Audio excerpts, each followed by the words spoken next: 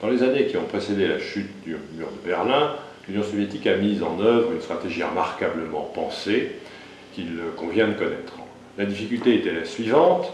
Depuis la fin des années 50, l'Union soviétique était en situation de baisse tendancielle d'efficacité de l'économie. Autrement dit, le PIB était encore positif, mais sa croissance se tassait. En 1985, le PIB a une croissance quasi nulle quand arrive Mikhaïl Gorbatchev comme secrétaire général du Parti communiste de l'Union soviétique.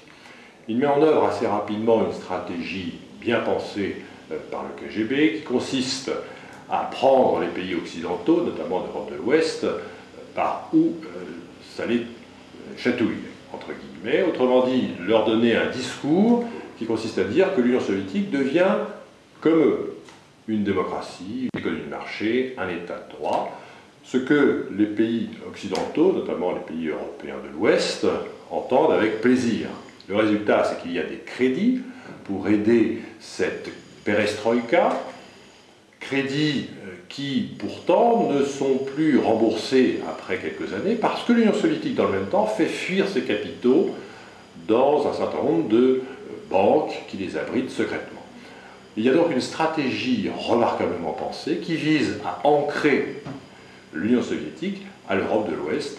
Cette stratégie s'est donc traduite par des flux en sens inverse, les crédits occidentaux et ouest-européens en particulier vers l'Union soviétique et la fuite des capitaux soviétiques vers un certain nombre de banques dans le vaste monde.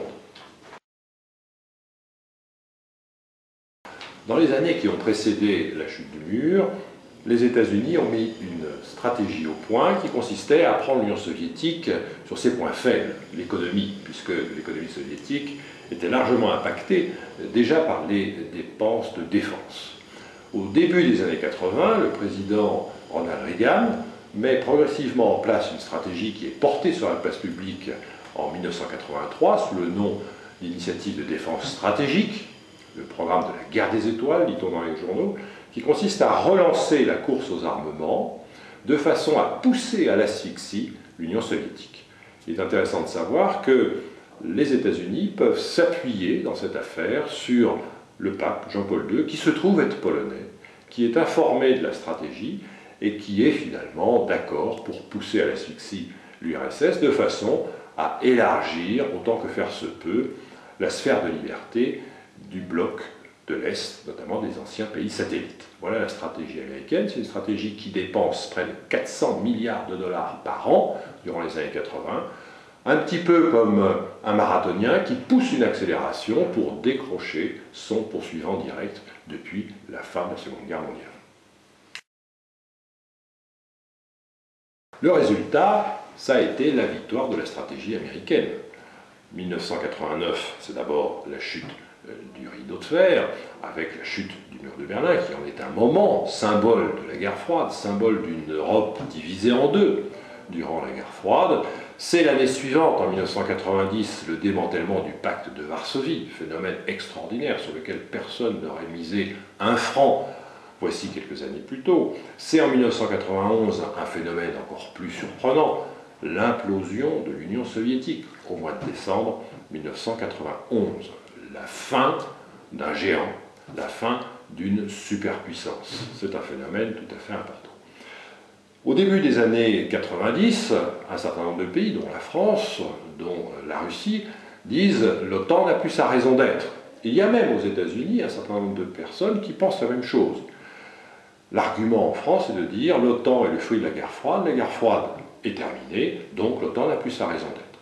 Pourtant, force est de constater que l'OTAN a survécu à la fin de la guerre froide et elle s'est même élargie dès 1999, c'est-à-dire pour le 10e anniversaire de la chute du mur, à 3 nouveaux pays issus du bloc de l'Est, la Pologne, la République tchèque et la Hongrie. Phénomène inimaginable 15 ans plus tôt.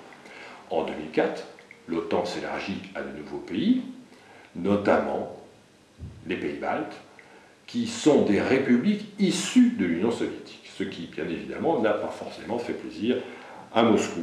On observe donc que l'OTAN a survécu. La configuration géopolitique de l'Europe, 20 ans après la chute du mur, a considérablement changé. Des pays qui étaient satellites de l'URSS sont devenus membres de l'OTAN. parfois des solides soutiens à la politique de l'OTAN et des États-Unis, même si on peut observer que ces dernières années, l'Irak étant passé par là, l'Afghanistan étant passé par là, les relations se sont un petit peu distendues ou reformatées avec Washington, ce qui peut laisser à un pays comme la France, qui s'y prendrait habilement, une marge de manœuvre pour développer une Europe de la défense plus conforme à une vision européenne. Mais on n'en est pas encore là.